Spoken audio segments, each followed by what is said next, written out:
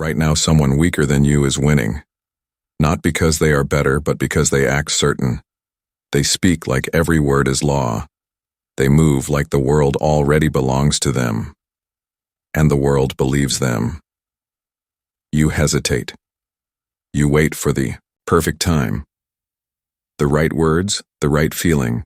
And while you wait, someone else claims what was meant for you. Confidence is not a personality trait. It is a weapon. If you do not hold it, someone else will use it against you. Centuries ago, the wise understood this. The bold walk ahead even when they are unprepared. The hesitant stay behind even when they are gifted. Power does not belong to those who deserve it. It belongs to those who decide they do. This story is not meant to comfort you. It is meant to control the hesitation that keeps you weak. You will learn to move with certainty, to speak with weight, to act as if obedience is expected. From this point, your weakness is no longer allowed. It will be replaced piece by piece until it dies. You were not born weak. You were trained to be that way, trained to obey, trained to ask for approval, trained to seek permission before breathing too loud. Inside you lives not a leader, but a servant. A mind programmed to please. A spirit shaped to submit, a loyal machine that flinches at judgment, that apologizes for existing, that voice inside that questions everything, that waits for safety before speaking. That is not you, that is your inner servant. And if you do not silence him, you will never be free. The masters of power never ask to be understood. They act first and let the world follow. They do not beg for power, they take it. Because those who ask are already beneath those who command. Your transformation begins with reversal. Every time you feel yourself shrink, expand. Every time you want to explain, wait. Every time you want to apologize, stare into silence. True confidence does not come from feeling ready. It comes from doing what fear would never allow. You walk faster. You take space. You stop nodding. You stop softening your words. You speak like every sentence is a decision, not a suggestion. Confidence is not a mindset. It is an identity, and that identity is forged in defiance, not against the world, but against the version of you that still kneels. So remember this first rule. If something makes you small, destroy it. If it makes you hesitate, confront it. If it makes you weak, deny it. If it tries to be liked, laugh at it. The world tells you to be kind and polite. But kindness without control is slavery. Those who live to be liked become tools. Used then replaced. Powerful minds are not kind. They are precise, measured, silent. And deliberate. It begins by ending the small voice inside that still begs to be accepted. You do not need permission. You do not need validation. You need only one thing, the will to become feared. Not by others, but by the version of you that once served. When you destroy the servant, the ruler awakens. Power does not arrive with noise, it arrives with presence. Not through your voice, but through your silence, through the stillness that unsettles a room. You do not need to be known. You do not need to be liked. You need only to shift the air when you enter. That is how a ruler moves. Not because he was crowned, but because he behaves like he always was, in the courts of the old world. The most powerful was not always the king. Sometimes it was the quiet figure in the corner, the one who spoke rarely, yet when he did, the entire room leaned closer. Silence is control. The one who speaks too much is exposed. You think words create dominance, but it is silence that bends people to uncertainty. Because they cannot read what they cannot predict. When you walk into a room, you do not seek eyes. You do not look for approval. You observe, you calculate. You let others reveal their hunger, their fear, their vanity. Your posture speaks before your mouth does. You move slowly, not from doubt, but from the patience of a predator. Predators never rush, they wait. Calm. Prepared. Most people have no awareness of how fast they talk, how they fill every second with sound, how they rush to prove themselves. They move like prey. Afraid of being unseen. You are different. When you enter a space, you do not compete. You claim it through stillness. You speak to decide, not to impress. Every sentence ends with weight. Every word sounds final. People begin to listen differently. They stop testing you. They begin adjusting to you, and when others speak, you let them go first. You let them show their weakness, because the one who speaks first usually exposes his fear. And once you know that fear, you can bend him quietly. You do not chase attention. You create gravity. Confidence at this level is not about being liked. It is about forcing doubt in those who stand near you, so you walk like you have already won. Not with arrogance, but with certainty. The certainty of someone who has already chosen himself. If they respect you, that is fine. If they do not, that is better, because true power grows from indifference to approval. If the room was not yours when you arrived, it will be by the time you leave. Not because you demanded it, but because you never had to. Words are not noise. They are weapons. Most people use them to beg for space. You will use them to carve it. You will recognize the weak by the tone of their voice. They end sentences with rising fear. They laugh nervously. They fill silence with maybe. And I think, and I'm not sure. That is not speech. That is surrender. Power lives not only in what you say, but in how you say it. When you sound unshakable, people stop analyzing. They start following. People do not follow truth, they follow conviction. If you sound certain, they will believe you are right. If you sound uncertain, they will forget you exist. Your voice must move like a command. Calm, slow, final. Each line a decree, not a debate. Speak as if your words are decisions that cannot be undone. Even in a room full of experts, your tone must sound like conclusion. Because when you speak like the end, others stop searching for answers. Powerful speech is not measured by volume, it is measured by restraint. The more you speak, the more you reveal. The more you reveal, the less they fear you. Speak less, mean more. When you do speak, remove softness. Erase the words that weaken men. No filler, no explanation, no apology. Never say you are just saying. Never say you could be wrong. Never say you hope it makes sense. Those are the languages of the unsure. Say what you mean. Then leave it there. Let silence test their courage. Because silence after strength creates fear. Most people cannot handle silence. They need noise to survive. When you give them none, they fold into their own discomfort. Your tone is your true message. Words live on the surface, but your tone decides your rank in the hidden hierarchy. If you wish to rise, lower your pitch, slow your rhythm, remove nervous energy. Speak like time belongs to you. Sound like someone who has nothing to prove. Sound like someone who has already decided and expects the world to catch up. You do not win conversations by being louder. You win by making your words feel like facts, the kind that cannot be challenged. That is how rulers speak.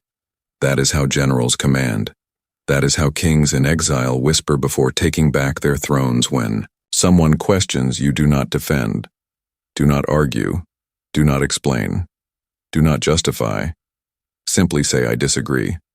Or better say, that is incorrect. Then move on. Because when you refuse to debate, you reveal the truth. Your reality is not open for negotiation. You control the room without raising your voice. Confidence is not noise. It is gravity. It is the invisible weight that bends others toward your silence. When you speak, others should feel the floor shift.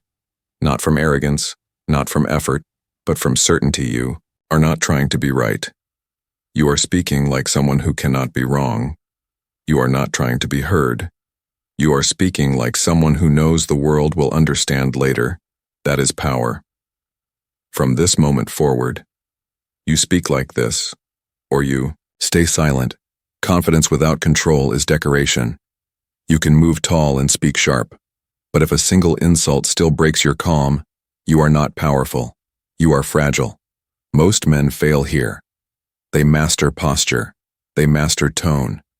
But they never master their inner reactions. A whisper of disrespect makes them rage. A compliment makes them soften. A moment of silence makes them spiral. You are not free until your emotions belong to you. You are not untouchable until you decide when to feel. True control begins within. The masters of old did not fear enemies. They feared attachment. They did not trust affection. They trusted composure, because once others learn what moves you, they can control you. And when they can control you, you stop being dangerous, you become manageable.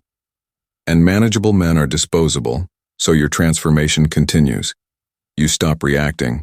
You start calculating. When insulted, you do not defend. You observe. You extract information.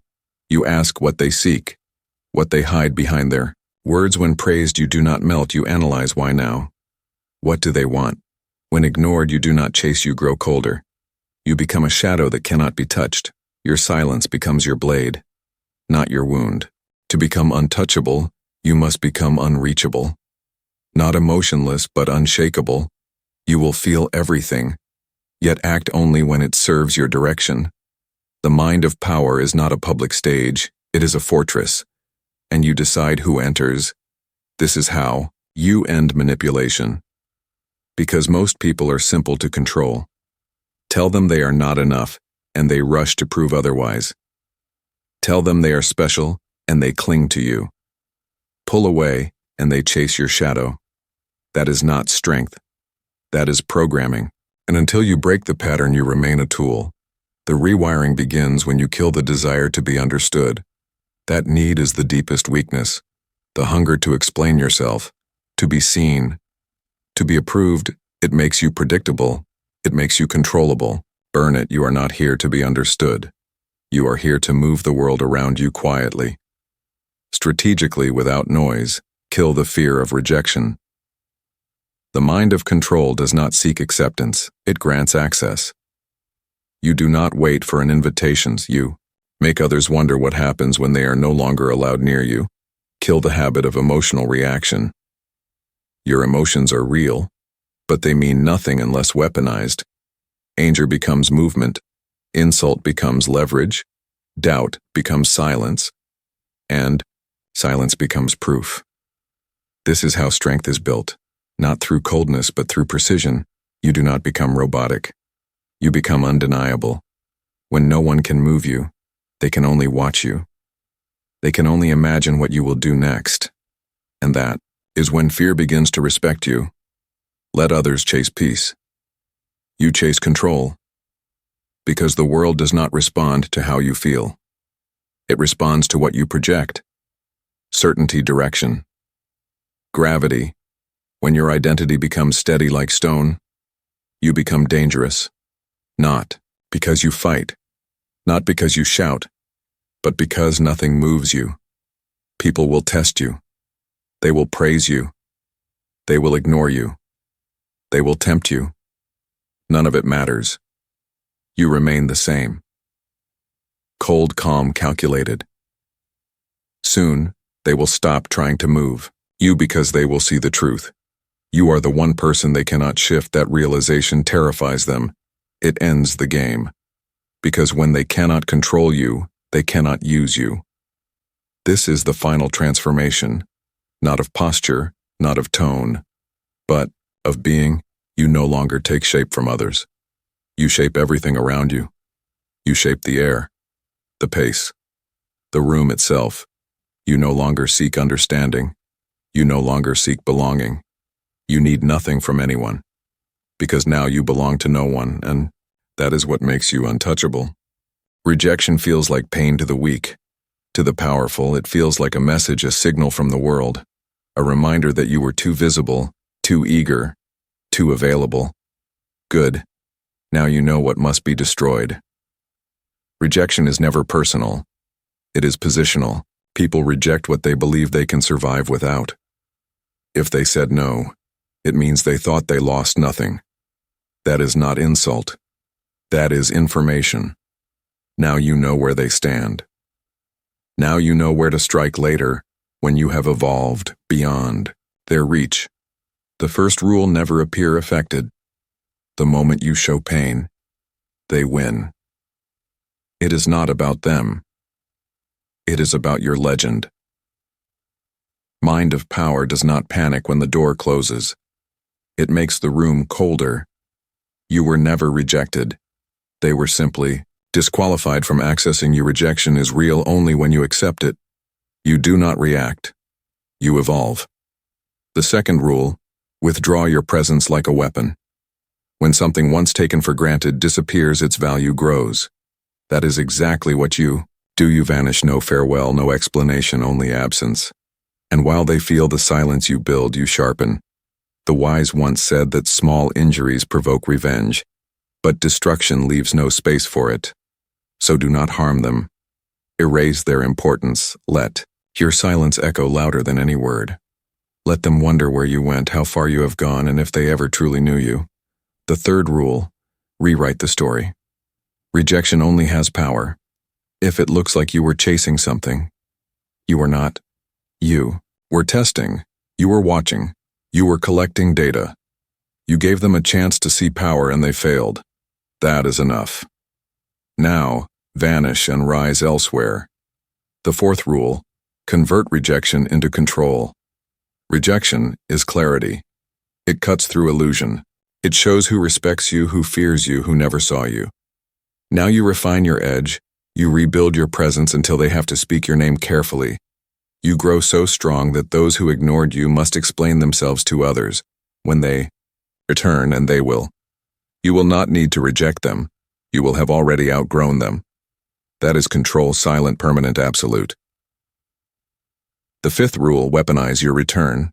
This is not revenge. Revenge is emotional. Control is patient.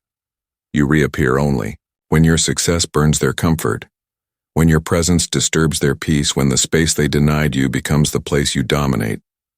Then you say nothing. No sarcasm. No pride. Just silence. Because now you are not seeking acceptance. You are setting the standard. Rejection is not defeat. It is the fire that reveals what must die within you. It purifies, it directs. You were not rejected. You were redirected toward a version of yourself that never waits twice. Now build in silence. Return as a force that cannot be refused. Not through noise but through gravity. You are not inspired. You are remade. You killed doubt not with hope but with motion. You learned that power belongs to those who move, not those who wait. You no longer chase approval. You let them feel the cost of losing you. You have become rare, measured, silent. You no longer walk into rooms to be accepted. You walk in and the air changes. You no longer speak to be heard. You speak like someone who commands the space itself. You are no longer predictable, no longer reactive. You have become unreachable. They cannot provoke you. They cannot tempt you. They cannot shake you. You belong to no one. And that makes you unforgettable. Legends are not loud. They are consistent. They are silent. Storms that shift the world around them. You do not announce transformation, you live it. They will see it in your walk, in your tone, in your absence. You are the one they now study, the one they cannot replace. This was never about confidence. It was about control, about the psychological domination that bends reality to will. You are not here to fit in. You are here to rearrange the room, to haunt memory, even when silent, because true power does not explain. It exists, and the world shapes itself around it. You are no longer chasing. You are becoming, and the ones who tried to control you will never forget you, because now you are the weapon.